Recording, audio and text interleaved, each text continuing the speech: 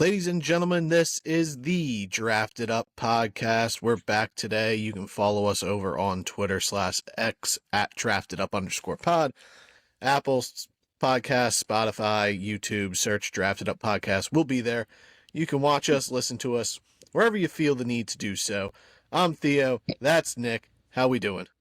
Great as always. How are you, my boy? I'm doing good. I got a little power nap in, took a shower. I am revved up, ready to go. Every time I do the intro, the Drafted Up podcast, I always think of that Sierra song, 1-2 step, where the guy starts it with, "This is a jazzy fizzle, do-do-do-do." Fair enough. It's just always around in my head, and the intrusive thoughts have not won yet to start the show off like that. Ay. Well, it's good to be back, though. Got most of my rankings done over the weekends. Weight lifted off the shoulders there. Just got quarterbacks to bang out pretty soon, so should be done by next weekend.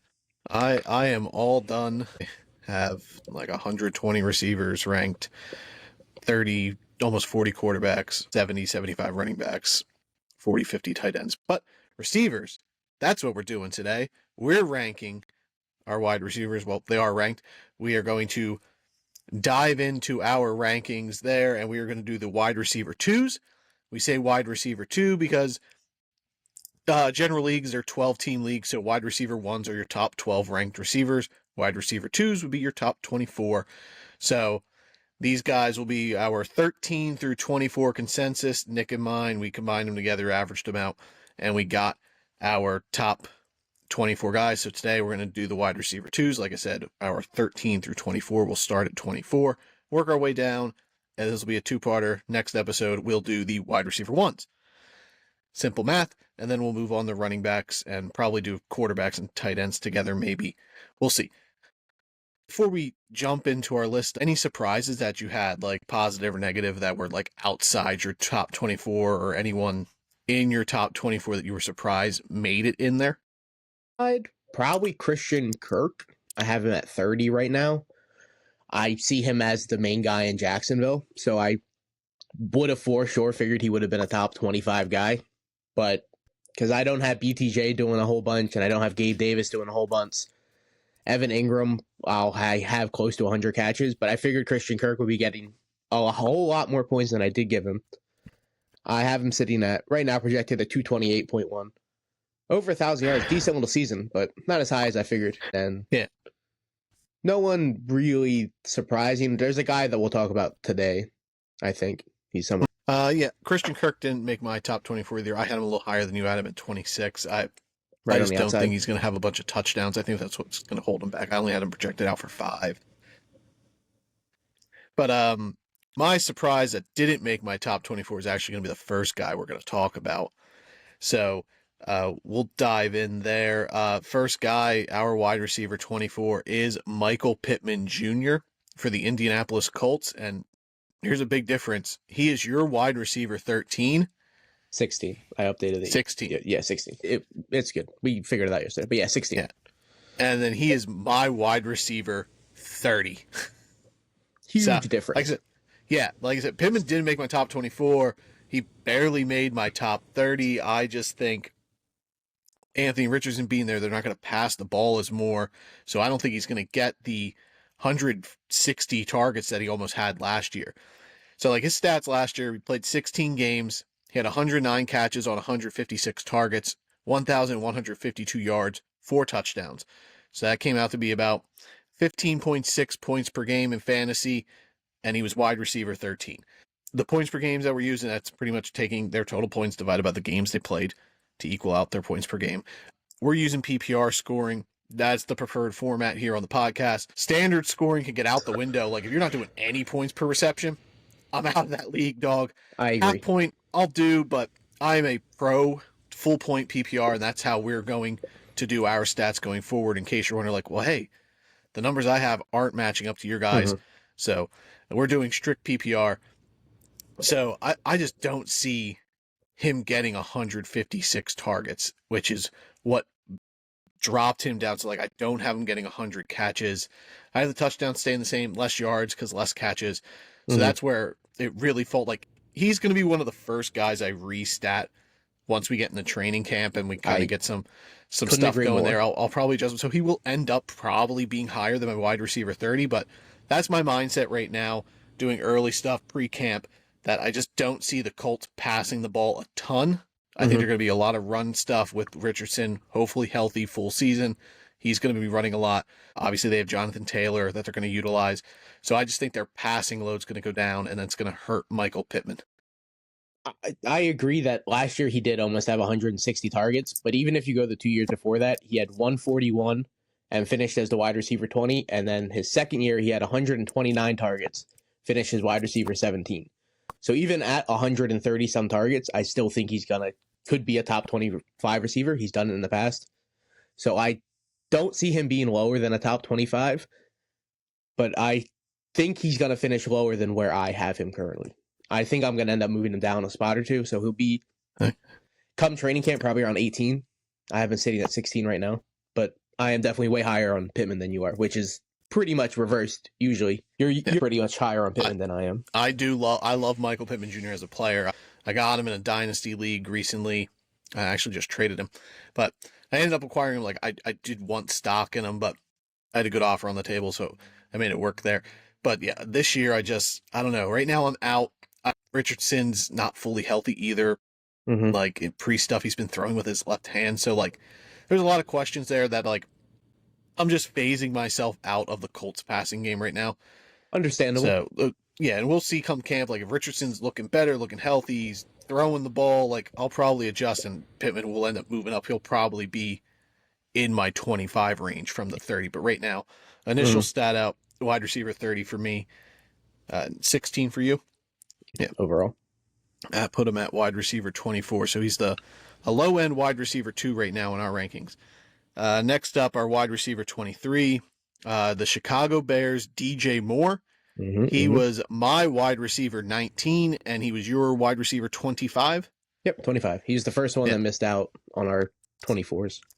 Yeah. So last season, DJ Moore played all 17 games. He had 96 catches on 136 targets, 164 yards, 8 touchdowns, 16.8 points per game, and he finished as wide receiver 6 in PPR formats. So, you look at that, you figure like guys that finish that high, top 10 dudes, like you'd think that's where they're going to end up rank wise, but he didn't end up there for us. He was incredibly efficient with a shitty quarterback in Justin Fields. He didn't do much with Tyson Bagent, and now you have an upgrade per se at quarterback in terms of like an actual quarterback with Caleb Williams.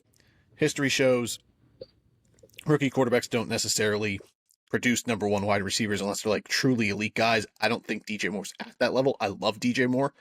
I want DJ Moore. I like where he's being drafted. I'm a little lower on consensus. I think right now he's going at like wide receiver 17. I have him at 19. So I'm really close to his current ADP. Yeah, I'm way lower on his ADP than where I have him. I think a lot of the DJ, a lot of the Allen. DJ Moore conversation comes to how much involvement do you see Keenan Allen having? How much involvement do you see Rome Odunze having? Like, there's a lot of weapons now. Yeah, for Chicago to pass the ball, spread the ball over. Last year, it was DJ Moore. It was and Cole Kmet. Yeah, definitely. And Justin Fields, sorry about that, clearly favored DJ Moore a whole bunch with the targets. I statted DJ Moore out to where he usually kind of falls out. He's usually around the wide receiver 20 to 17-ish. He falls in that range. But there's a whole bunch of Chicago this year with all the talent coming in, Rome getting drafted in the top 10. They have 3 backs that are going to compete for a whole bunch of carries that are going to not steal from the passing game, but with a rookie quarterback, they tend to lean on the running backs with Swift coming in. So I kind of see DJ Moore where you kind of have Michael Pittman, as I kind of have him just, I really don't trust what's going on around him. I trust it in a real football sense, but it hurts DJ Moore with everything around him. Yeah. DJ Moore last year was real boomer bust. I had him. So like week 1, he had 4.5, jumped up to 16, 13, 27, 49, 10, 13, 9, 5, 10, 22, 22, 26, 9, 4, 30, 10. Like, you're all over the spectrum there with DJ Moore. Like, a lot of big games. Like, there was, like 5 or 6 games where he was over 20 points in PPR setting. but then there was like 4 or 5 where he was under 10. I think that levels out this year. I don't think he's going to have as many big games, but I think he's going to be more steady across the board. I like DJ Moore where he's going. I want DJ Moore. I think he's going to be fine in Chicago. Like I actually am lower on Keenan Allen. I think he was like my wide receiver 33. I don't think he's going to eat 31. Yeah, I'm 31. I don't think he's going to eat too much in the D. Like, I think DJ Moore is a elite level, like, target getter. Like, I know Keenan Allen wasn't in the past, but he's older. And, like, how much does Rome get involved towards the end of the year? I think Keenan Allen's going to be the guy who takes the hit in fantasy, and he might have the bigger name value. People are going to be like, well, Keenan Allen, super consistent fantasy football player. Like, you want him on your team. You know what you're getting. I don't actually think that happens for him. I actually think DJ Moore becomes the consistent guy. Less big games, more consistent games across the board. I like DJ Moore as a wide receiver too. And he's going like 4th round right now, which is, I'm cool with that. Yeah, I only have Keenan Allen 6 spots under him. So I'm a little bit out on his ADP where I can just get Keenan Allen later in the draft. I think Keenan Allen's just going to be a huge check down kind of guy this year. If Moore's not open down deep, he's just going to get the check down. So I think Keenan Allen's going to be a huge PPR kind of guy this year. Next up, our wide receiver 22, rookie wide receiver Malik Nabers of the New York Giants. No stats last year. Obviously, he's a rookie. I'm not putting his college stats because they were insane. He had 17 touchdowns. Top 5 draft capital.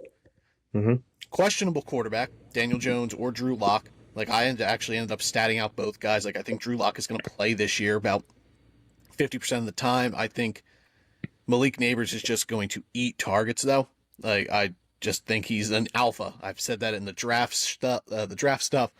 How I feel about Malik Nabers, I think he's a true blue wide receiver 1, a blue chip prospect.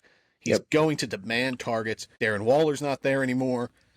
The wide receiver crew after him is average at best. Like, Darius Slayton will get his share. He'll get his 700 yards. Jalen Hyatt's going to get big plays here and there, and Wandale will get some short stuff. Saquon's also gone, so like a lot of targets that they gotta distribute, and I think a lot of them are going to Nabers.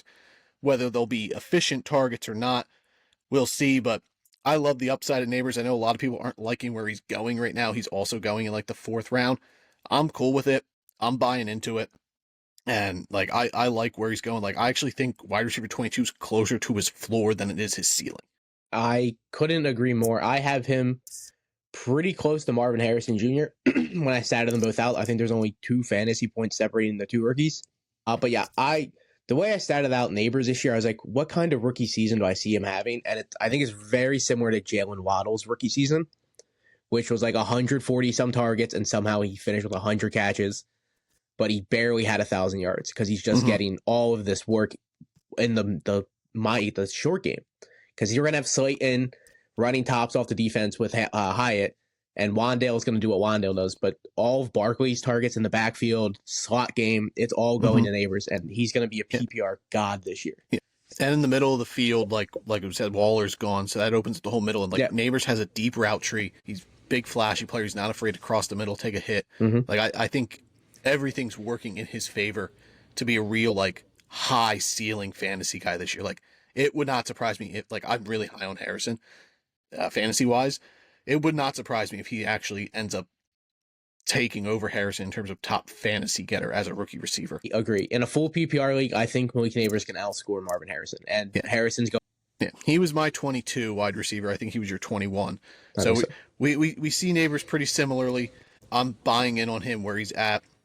Like, I actually think he might end up, if he doesn't hit his ADP, I think it's going to be a quarterback issue. It's not going to be a Malik Nabers skill issue. Like, it'll be Daniel Jones or Drew Lock. Like, I actually think Nabers with Drew Lock is more beneficial for him because Drew Lock is not afraid to just chuck the ball around. Yeah, Danny Jones is, even his deep balls aren't on target. He's afraid to go deep. You see it constantly. He's always overthinking things. But he'll rack up receptions with Daniel Jones. Daniel Jones will dump it to him. He's going to have games where he's going to have close to 20 targets on just they're shitty targets, but fantasy points are fantasy points. It doesn't matter. Yeah. Next up, wide receiver 21, an oldie, former wide receiver 1 at one point, and that's Cooper Kupp from the Los Angeles Rams. He was my wide receiver 21, your wide receiver 20. I don't have it in front of me. I'm looking at his stats today. So last season, 12 games, 59 receptions on 95 targets, 737 yards, 5 touchdowns, which was 13.7 points per game, wide receiver 40. Kind of a rough year for Cooper Kupp, just couldn't stay healthy. And that's the big thing. And like, that's going to be going into the drafts. Like, do you think he stays healthy? If he does, you're drafting him almost at his floor. If you're worried about that, you're going to want no stakes in Cooper Kupp. Yeah. And I get that. Like, if a guy has injury history, like it eventually catches up to him, or it could, he's older, so it could like end up being that big deal where he's just constantly hurt going forward. I don't see that happening. I agree. As long as he's on the field for Stafford, Stafford's gonna be looking his way. They have such a great rapport between the two of them, and of course Puka's there, so Puka's gonna get what Puka gets. Helps Cooper Kupp. I agree, but Cooper Kupp and Stafford have like a legit special connection when it comes to throwing a football. So he's gonna end up with points if he's on the field. So it just falls back onto, can he stay on the field? Yeah, like last year, he missed the first 4 games, came back 19.8 points. Next game, 27.8. And then he had a bad stretch, 6.9, 6.1, 6.8. They had their bye week, 2.1, 4.8. Like, he just wasn't, you could clearly see the injuries. But then he got healthy again, like later, 15.9, 25.5, 25.1, 10.9, 12.7. So, like, it was a sandwich year for Cooper Kupp. Yeah. Real good opening for him. Rough stretch in the middle. And, like, you were playing him because he started off so well, and you're like, I can't bench him because he's Cooper Kupp. Exactly. And then, like, you finally did, and then he went hot again, and you were just like, it was frustrating. Like, I don't think I had any stakes in Cooper Kupp last year, but, like, those kinds of players, it is so hard to, like, manage. Like, because, like, you don't want to bench Cooper Kupp because he was coming off a top 10 season the year before. He might have been the wide receiver 1 in 2021. I don't remember. 2022. I think it was 2 years before that.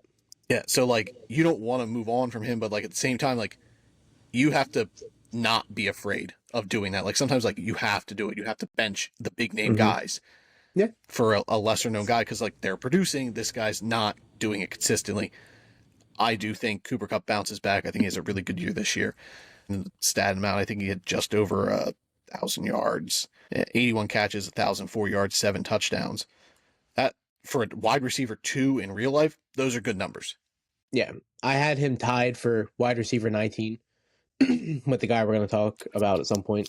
But yeah, I had him at 90 catches, 11, 17, and 7, which is a great year for a number 2. Yeah, and like, there's a lot of those teams who have like a true number 1 wide receiver like the Rams do. Like, it looks like it's going to be Puka Nacua now. But they have a 1B per se. Like the Eagles have A.J. Brown. He's the 1A. Devonta Smith is pretty close to a number 1 wide receiver as a 1B. Same with like Miami with Tyreek Hill and Jalen Waddle. You know, the Rams with Puka, Cooper Kupp, and then the Niners, Debo, Brandon Ayuk. They're guys who you can take their number 2 receiver and be comfortable with them being your number 1 receiver in fantasy. Yeah, in a lot of mocks, I usually try to go running back right off the bat. And then I'm cool with taking Kupp in the 3rd or the swing on the 4th, picking in the back. He's just a good guy you would be fine with as a receiver 1 in your team. Yeah. Next up, Seattle Seahawks, DK Metcalf. He was my wide receiver 17. Your wide receiver 22. Sorry.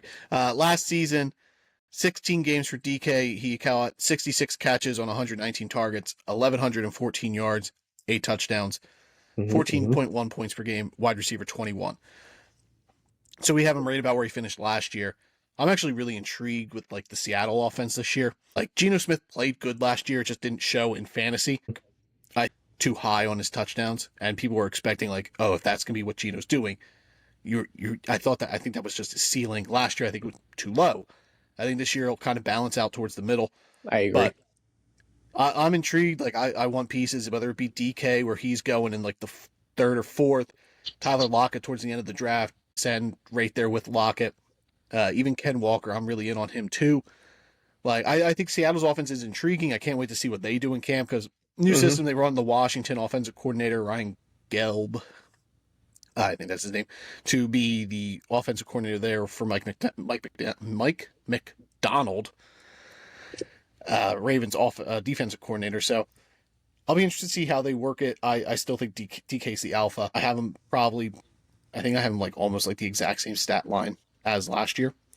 So at wide receiver 20, again, he's a guy you can get third or fourth round, who could be your wide receiver 1 comfortably. Yeah, definitely. I think his yards are pretty consistent on where he finished last year. They're going to be like 1,000 or 1,100.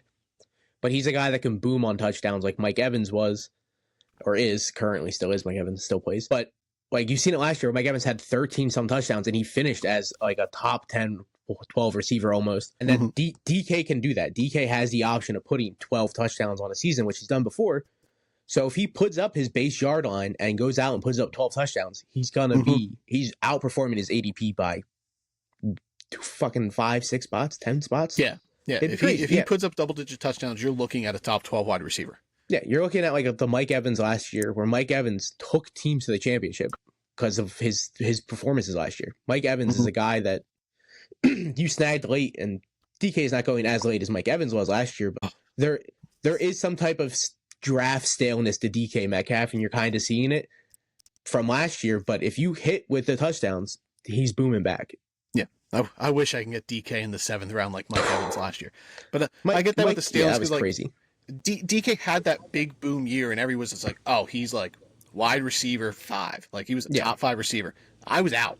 I was like, and you guys were like giving me a hard time. And they're like, I just hate DK Metcalf. Now I think he's kind of balanced out to where he is, and like I love him. I think he's a great value now, almost every year, because like this is the range he falls in. He never really moves around. People just like, oh, he's an 1,100-yard guy, 6 to 7 touchdowns, 60 to 70 catches, consistent. Yeah, that is a good safety valve, especially if like he's your wide receiver 2. That's a good reliable guy. You can lock him in your lineup every week. Yeah, you're good with that. You don't have to worry about that spot. You just lock him in there, and he gets the points every week. He's a guy you can really just trust. You don't have to worry about him in a flex or wide receiver 2 spot. Next up, our wide receiver 19, Deebo Samuel from the San Francisco 49ers. He was my wide receiver 15, your wide receiver 23. Last season, he played 15 games, 60 catches on 89 targets, 892 yards, 7 touchdowns, 37 rushing yards, 225 yards rushing, 5 touchdowns, 16.2 points per game, wide receiver 15. Deebo's always a tough one. Like, I feel a lot of people like, you don't want to lock Deebo in as like your wide receiver 1 just because like he does more than receive. So like you're not getting that straight like 120 target kind of guy. He's only broke 100 targets once in his career. In his year, he finished wide receiver 3 in PPR. But he's not a 100 target guy. You have to realize that when you're getting Deebo. But you get the rushing stats on the upside. Yeah, he brings a different element to the table. So like, if isn't something you can always like rely on completely, because like I think that's just scheme game plan. Like he's not a guy who's going to like 37 carries, so that's 2 to 3 carries. It's also gone down the last 3 seasons. It's gone down. It was 59, 42, 37. So it has been decreasing. So there is a chance that it decreases again, and you're looking at 25 rushing attempts. I had him in the 30s, but there's a chance it's in the mid 20s. Yeah, like I love Deebo. Like I have him wide receiver 15, so I almost have him as a wide receiver 1. But I like him more as like I want to get him as a wide receiver 2. Yeah, I think he's a great guy to have as a wide receiver 2. I'm not as comfortable like if he's my wide receiver 1. Like if I go running back, and take Deebo in the 3rd as my first receiver, I'm getting a stronger option in the 4th. I'm hoping a guy like DK falls to me, or Jalen Waddle. Whereas like I can be comfortable then with my receiver crew. Like I don't want to solely bank on Deebo just because the Niners spread the ball around. Like there's times where Deebo's got no points because it's a George Kittle game or a Brandon Ayuk game or it's just a full-blown Christian McCaffrey game. Like you're going to get a lot of boom or bust weeks with Deebo just because of that's just how the Niners offense runs. Yeah. But like he provides you so much upside. If we're talking next year and we're like Deebo is wide receiver 7, I think that's something that's completely reasonable because of like how many opportunities he gets outside of the passing game. Yeah, I agree. He had 6 games over 20 points last year, 2 games over 40, back-to-back, week 13 and 14. So Deebo goes out there and has crazy weeks, but then he has a week like he did week 6 where he has 1 point. And it is what it is. 2 weeks before that, he had half a point. and he finished as wide receiver 124 on the season on that week. And So it is what it is with Debo. You're gonna take the punch on the chin, and health is a huge issue for sure. He gets banged up. He takes beatings though. He's out there balling, dude. He's a baller. Man. From Friday, he literally. Yeah, not afraid of some contact. But do you find yourself? I rarely have ever seen you like draft Deebo Samuel. As his ADP, I can't find myself taking him there because I can just get a receiver that I think can have a higher ceiling, like Mike Evans, Jalen Waddle, Michael Pittman in the round after, Devontae Smith the round after, DK, Cooper Kupp. These guys I think all have around the same value as Deebo, and they're going a round or half a round later. Yeah. Is it the scheme? Is that why you're like out on Deebo per se, because he's not a 100 target guy? He's a polarizing name. This is the first time we really got to talk about him on the podcast. We've never really dove into Deebo that much. I do find myself not often targeting Deebo, and it's been that way his whole, even like the season after he was receiver 3, you were very high on him, and I'm like, I don't know, as he's not a guy I want as my receiver 1, like you brought up earlier. And I think it is the alpha 100 target thing. Like, I would rather Brandon Ayuk than Deebo Samuel, like any day of the week in fantasy football. Yeah, that makes sense. You know, Ayuk, he does garner way more targets. It's a natural receiver. Deebo, I am very pro Deebo. I do have him ranked higher than Ayuk. But I do also think Deebo is starting to fall into that DK range where he's sort of just like stale at this point, where like he got that wide receiver 3 and like he hasn't gotten back to that level. So you're just kind of like, will he ever get there? So now he just kind of rots in the 3rd to 4th round every year. But like he's got the name value in terms of like he's a San Francisco 49er. He's not on the Seattle Seahawks. So like he's bumped up a little bit. But like I do see like he just kind of rots per se in purgatory in that 3rd to 4th round, where it's like he's getting drafted there every year. And it's tough to tell if he does live up there. I think he will this year.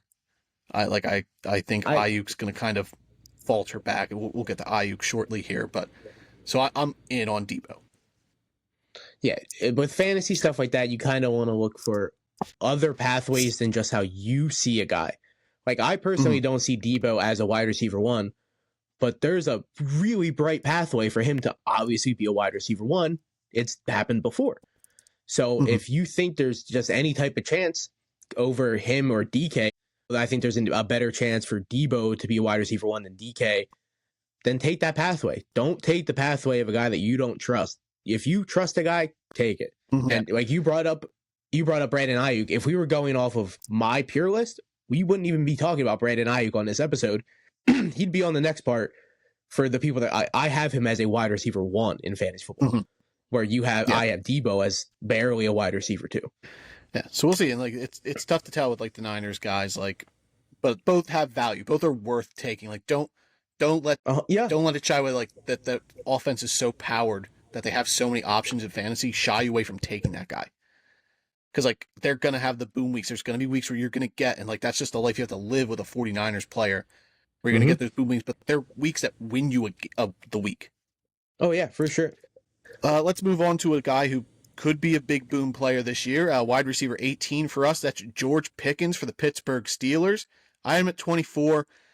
You have him at 14. So different. 13. I have 13. Him as my last wide receiver 2. Okay. So like I thought I liked George Pickens this year. Like I liked that I had him as a wide receiver 2. I statted him out at like his floor. Like I do think out of all the guys we talk about today, I think he has the most potential to be a wide receiver 1. It's just a lot needs to happen. I think there's also the best chance that he is not a wide receiver 2 as well as he's a wide receiver 3. Yeah. So he is a very risky pick. But where I have him as my wide receiver 13 I have 131 targets, 84 catches, which is what he's going to do. He's not going to get a catch guy. But I have him at 1243 and then 7 touchdowns. So I have him at a pretty good season. But I think in Pittsburgh, they brought in what's-his-face from Atlanta, their old head coach. Arthur Smith, their new offensive coordinator. And he's a one receiver kind of guy. And I think it's going to be George Pickens. And I think they're going to heavily target him over Roman Wilson and Van Jefferson. Van guy's a stamina guy, so he's not going to eat up anything. So Roman Wilson is his main target. Well, you have Jalen Warren in the backfield and Pat Freiermuth as tight. Yeah, but from a receiver standpoint, they moved on from their best receiver per se. They trade as the 2. So you know that target rate's going up because Mhm. he's the alpha now. 1,140 yards, so big yards per catch kind of guy. Only 5 touchdowns. 12.3 points per game. He finishes wide receiver 29. So we got him about 10 spots higher than his finish last year. We both see the breakout. This is year 3. This is where This is the it used to receiver be. year. Year 3 was the breakout for receivers. Now it's year Yeah. 2's the breakout. Year 3 is where we see them hit their ceiling. Yeah. And I don't think George Pickens has hit that ceiling yet. His touchdown rate, I do think, goes up. I agree. The Steelers the last 2 years had like the only 26 passing touchdowns the last 2 years, so 13 a year, which was dead last in the league. Mhm. That's going to go up. Like that's a real fluky thing. Like I know Arthur Smith. I think hates Russ fantasy almost had football. that last year himself. I think he did. So, and look what Cortland Sutton did last year with Russell Wilson. He wasn't exactly the most consistent guy, but he had close to 10 touchdowns, or may have had 10 touchdowns, 800 yards, Mhm. give or take, 60 some catches. I don't have his numbers in front of me, but George Pickens is better than Cortland Sutton. He is, yes. Yeah, George the Matt Pickens, Canada skill offense. wise, is arguably a top 10 skilled receiver. His skill tree's through. He's a Mhm. freak athlete. No one can sit there and tell me that Kenny Pickens is a better quarterback than Russell Wilson. He's not. Even Justin Fields, he's not. You've seen it as much as Pittsburgh wanted to move off of him. It's literally the coaching staff that drafted him. Mike Tomlin's still there, and he's like, "Get this guy out of town." Kenny tried Pickett was with him. healthy, and they kept Mason Rudolph in. Yeah, and Mason Rudolph is a dog water dude. That guy's trash. But Pickett, he needed to get out of town. I'm not a supporter of Russ, even if Russ fails. Fields is there. I don't really care for both, but they're both better than Pickett. George Pickens, though, this year, dude, I'm 100% in. I push my chips in. I'm all in.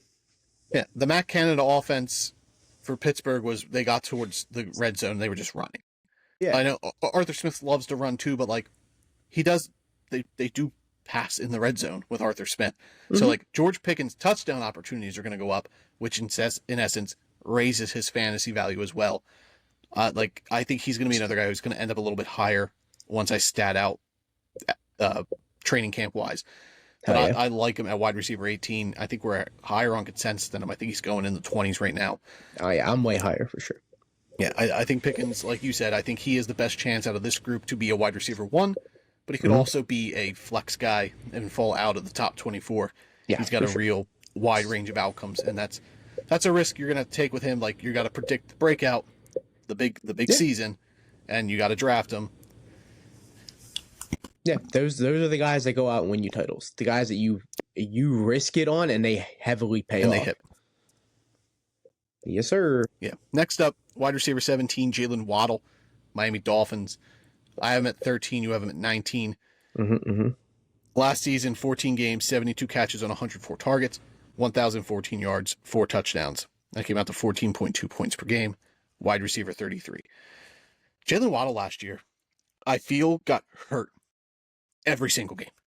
Oh yeah, for sure. There was always some type of injury report popping up. Jalen Waddle, and I have him in so many leagues. So I'm just getting Jalen Waddle's notification.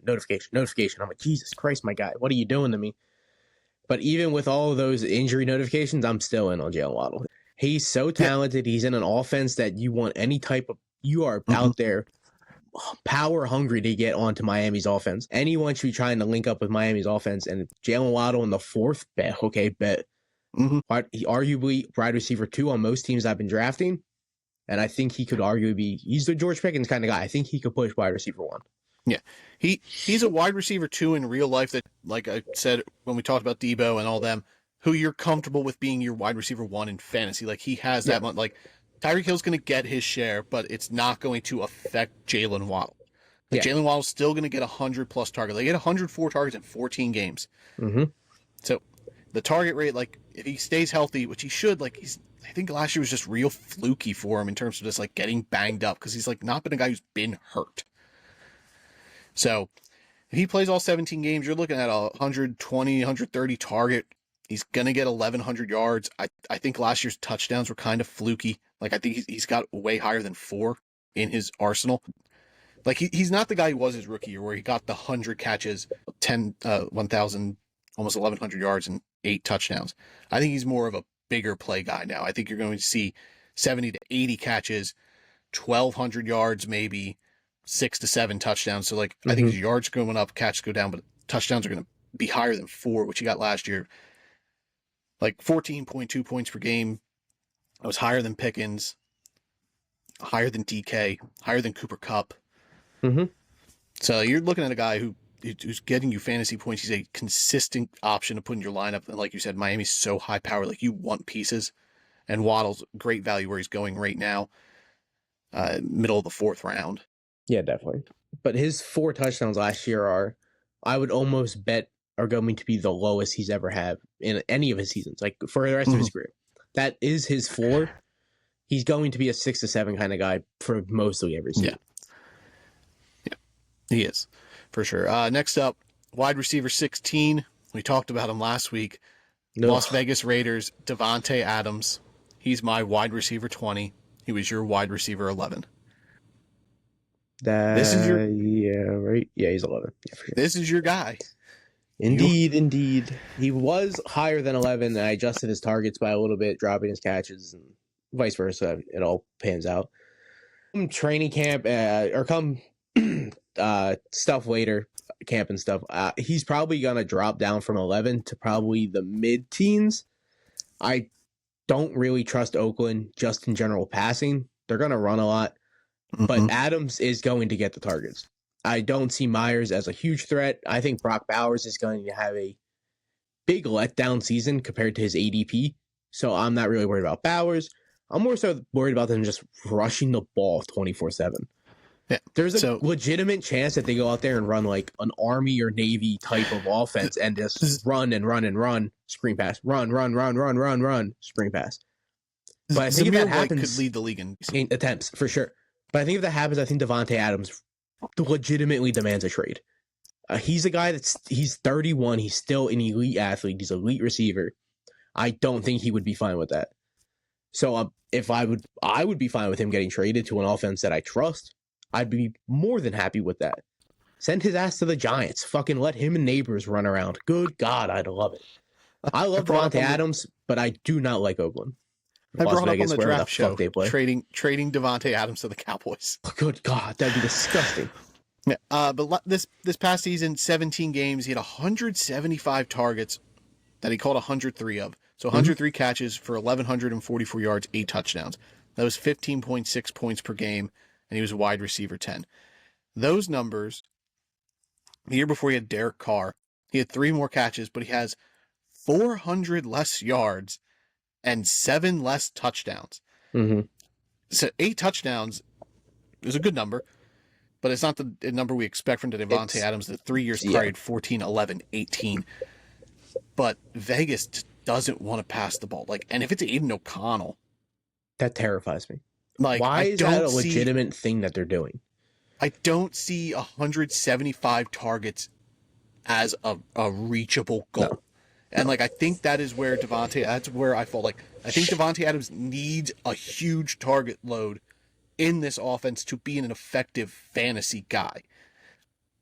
And I just don't see it happening. I had him at 146 targets, which is a great amount of targets, but again, how good are these targets going to be? They'll be better off with Gardner Minshew. But if Aiden O'Connell's a guy right now, early reports are that Aiden O'Connell is the front runner to be the starting quarterback for this football team. Finding myself just out on any of the Vegas passing game. I'll throw the pick at Zamir White just based off how many carries and attempts he's going to have to be effective. But there's also the realm where he also doesn't hit. I am so out pretty much on Vegas in general, but Davante Adams, if Davante Adams wasn't going in the second round and I can get him in the third, I'm way more comfortable doing that. That's completely understandable. I don't like him in the second.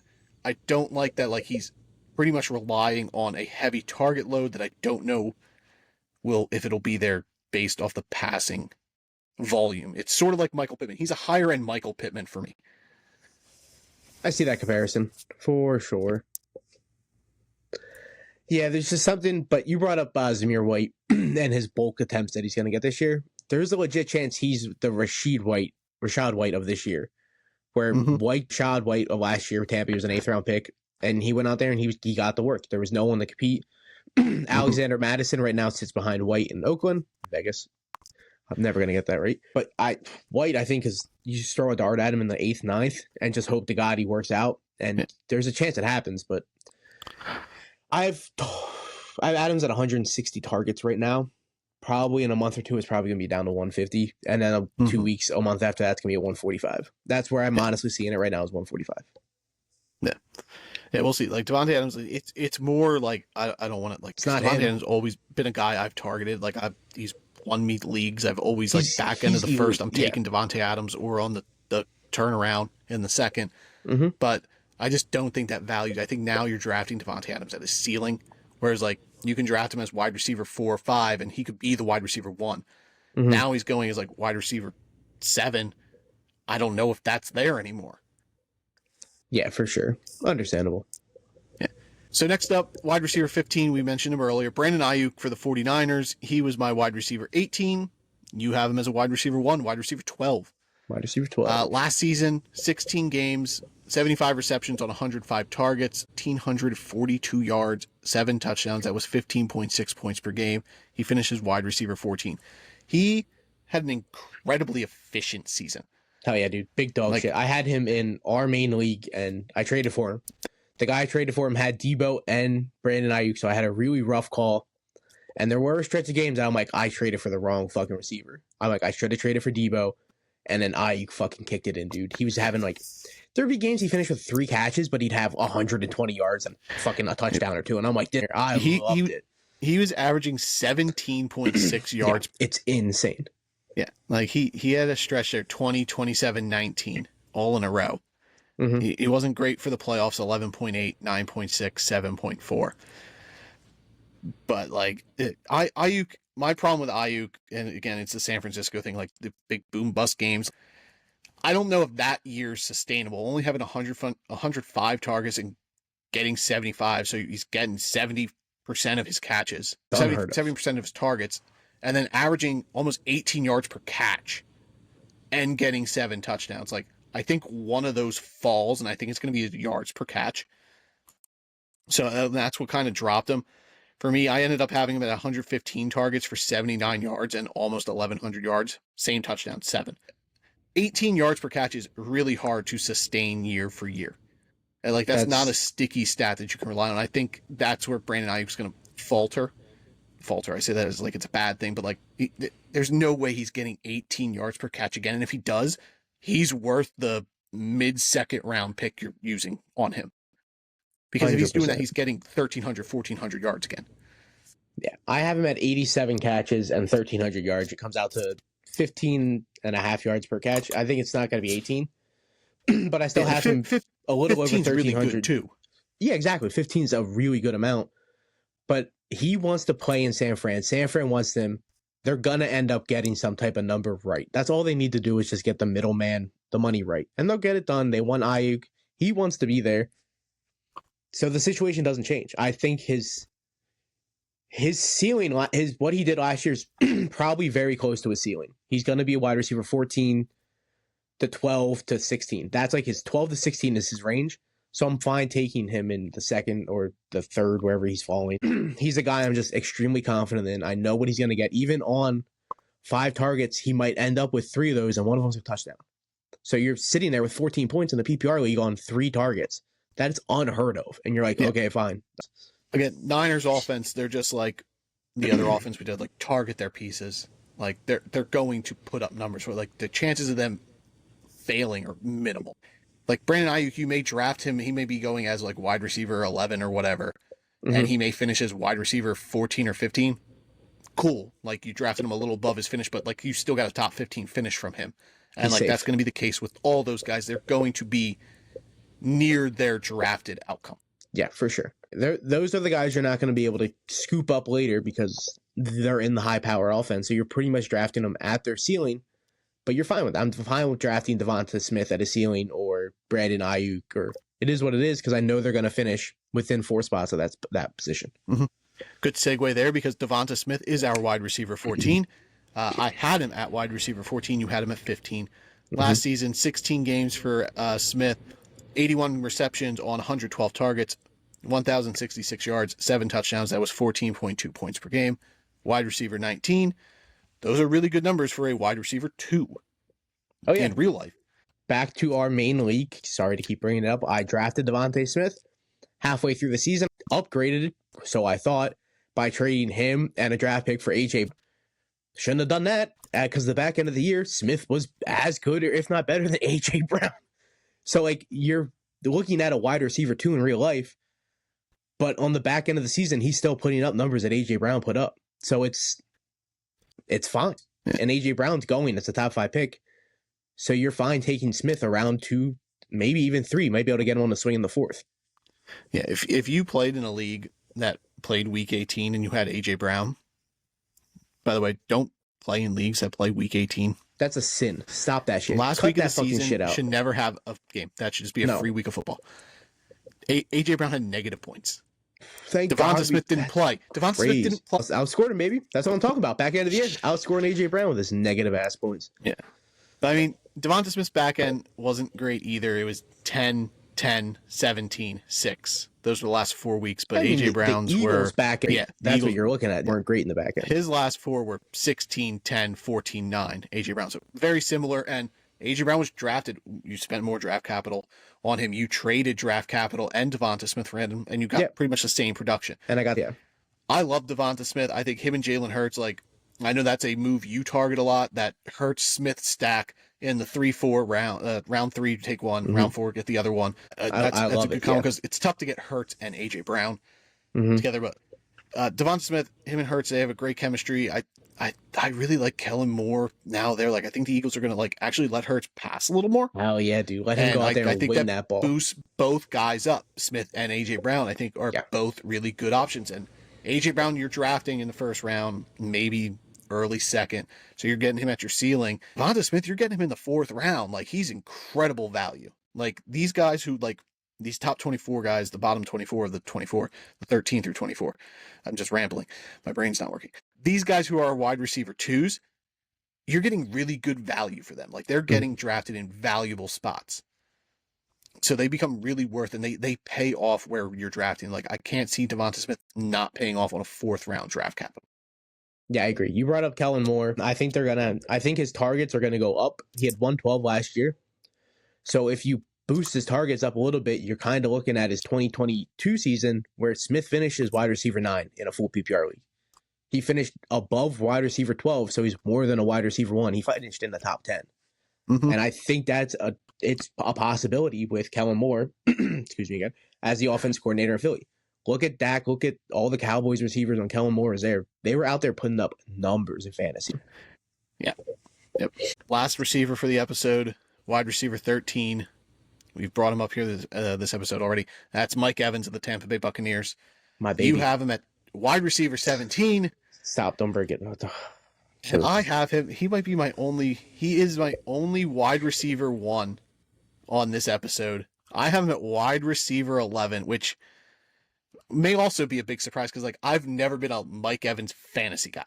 Yeah, Mike Evans, I'm always the Mike Evans guy. Yeah, but there's so much volatility with his game. Like that, like I feel like you're just relying on double-digit touchdowns, but like he keeps doing it. Like, who am I to just be like he's not getting 10 touchdowns and last year he got 13, and Mike Evans. Last year, 17 games, 79 catches on 136 targets, 1,255 yards, 13 touchdowns. That was 16.6 points per game.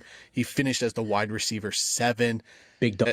There's no reason that doesn't happen again. Like, the touchdowns, 13 touchdowns is hard to sustain. But Mike Evans might be like, I don't like projecting guys to have double-digit touchdowns. Mike Evans is a guy I could comfortably say 10 touchdowns, and I could be okay with that. I wouldn't be like, that's a little high.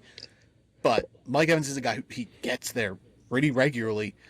He doesn't get the receptions, which has always been like he's always the big play guy. So you're not going to see a guy get 80 to 90 catches, but you're going to get 70, 75 catches of like big play value. Yeah. Close to 1,300 yards, close to double-digit touchdowns. Last year he went round 7. This year he's going in round 3 or 4, and he's worth it. He's worth it. Yeah, last year it was almost just like, oh, you don't know what you're gonna get with Baker. But if you really just sat down and really thought about what Baker does and what Mike Evans does, they're a true perfect combination. And these targets downfield, Mike Evans brings down his His percentage on like deep ball passes is insane. Mike Evans is a legitimate Hall of Fame wide receiver. It's not even a question anymore. Mike Evans is going to be a Hall of Famer. He's had 1,000 yards every season he's played. If we're sitting here a year from now and we're going, oh yeah, Mike Evans last year had 78 catches for 1,200 yards and 18 touchdowns, I would be like, yeah, Mike Evans did that. Yeah, he had 18 touchdowns. It's Mike Evans. He's the current day Randy Moss when it comes to touchdowns. He doesn't put up the yards. He's not that kind of big play guy, but he is a touchdown machine, and that's a rare thing in the NFL nowadays. Like to have one guy that's just so good at just playing receiver. Like Mike Evans is just so consistent, and I'm finally glad he's getting talked about in the fantasy world again. He's a 3rd, 4th round pick where he should be. Fucking let's go, Mike Evans. You are a true fucking football player. The Baker Mike Evans stuff, it's similar to Geno Smith with Tyler Lockett and DK Metcalf, Geno's first year in Seattle. Yeah. Both those guys were top 25 wide receivers that year. And, sometimes it just works. They're talented enough wide receivers that like they can be quarterback proof to a point. I think Mike Evans is there, but Baker Mayfield's obviously really talented too. He's a good quarterback. And Baker's a lot better than everyone fucking says he is. Put some they're respect gonna on run Baker. A system similar to the Rams. Liam Cohen was with Sean McVay. So you're gonna see a lot of like Rams stuff, I imagine. And Baker was there for a little bit. I like Chris Godwin this year too. Touchdowns are tough with him. Like he never gets over 5. But like he gets a lot of catches. So he's got a lot of PPR value. If you're in a PPR league, Chris Godwin is a good target because you're gonna get close to 85, 90 catches from him. But Mike Evans, like sticky touch, it's like Gronk. In terms of like Gronk, you consistently count on to get close to 10 touchdowns or more every season. Yeah. Mike Evans' yards and catches are going to remain around the same. They're going to be 70 to 82 catches for 1,100 to 1,300 yards, but then his touchdowns fluctuate. There could be 13, they could be 7, but it's going to be more than 6. It's been what Mike Evans does. He's just a very safe pick. You know what you're getting with Mike Evans, and he's almost like a better version of DK Metcalf. Mm-hmm. Like you can lock DK in there and you don't have to worry about it, but I would much rather just lock Mike Evans in there and not have to worry about it forever. If you get the Mike Evans like low touchdown season, like it's gonna hurt a bit because like he doesn't get the yards and catches to kind of balance that out. But like you're not gonna beat yourself up for being like, well, I took that risk on getting a guy who could get me 15 touchdowns. Yeah, exactly. Darn, he got 6. Yeah, he's a guy I am just very confident and safe in. I'm always a Mike Evans guy. Would never not draft Mike Evans if I had the opportunity. Last year, he was one of the guys that was on my regular team. Seems to be a lot of guys that were on this list today that we talked about on my Ziffle team last year. And Mike Evans was one of them I had all year, and he never left my starting lineup. Not once. So Mike Evans, what if he doesn't get 1,000 yards this year? Do you think then he's done? Do you think that's like people... No. How far down does he fall next year? Next year we're talking, let's say Mike Evans finishes the year, plays the full season healthy, and only has like 70 catches for 860 yards and 7 touchdowns. Do you think he's falling back into that 7-round range? Yeah, he's like an 8th round, 9th round pick next year, and I'd take him happily. And then when he goes out there and gets 78 catches for 1,100 yards and 10 touchdowns, I'm like, yeah, Mike Evans, baby. But no way, dude, don't even jinx Mike Evans not getting 1,000 yards. That's not a joke we make on this podcast. That's the thing. You got to talk about like how does that affect Mike Evans? Yeah, fantasy value. Like where's he go? Like because like plummet. You think eventually it happens? Maybe he just retires and doesn't miss the 1,000-yard threshold. Like maybe he knows after like one season where he's like maybe just barely breaks 1,000. He's like, I don't know if I can do this anymore. Like 1,008, 1,005, something like that. But I think Mike Evans, if I had to predict, plays 2 to 3 more years and he's going to get 1,000 yards every year. I don't think we see a season where Mike Evans is under 1,000 yards. Okay. We'll see. I hope not. I love streaks like this. Hell yeah. I hope there's a certain Minnesota Viking that sustains that going forward as well. And Justin Jefferson, he got it last year in 10 games. I love stuff like that. I hope maybe I'll be the bad luck charm for Mike Evans because I'm in. Maybe I'll be the one who breaks. Oh. I'm going to get Mike Evans for the first time, and he's going to get 4 touchdowns and not get 1,000 yards, and I'm just going to be like, sorry, guys. I would freak out. You're not allowed to touch Mike Evans. Don't touch him this year. Back off. But there we go. 24 through, 12, 13. yeah? 13. 12 through 1 next week. Yeah. Quick recap. Michael Pittman, 24. 23, DJ Moore. 22, Malik Neighbors. 21, Cooper Kupp. 20, DK Metcalf. 19, Deebo Samuel. 18, George Pickens. 17, Jalen Waddle. 16, Devontae Adams. 15, Brandon Ayuk. 14, Devonta Smith. And Mike Evans at 13. Next week, or maybe this week, if we have time during the weekend, we'll do our top 12. And we'll get that out there for you guys. More likely next week. It's just easier to do once a week. But if we got time, we'll churn out 2 episodes this week for you. And then we'll move on to running backs after that.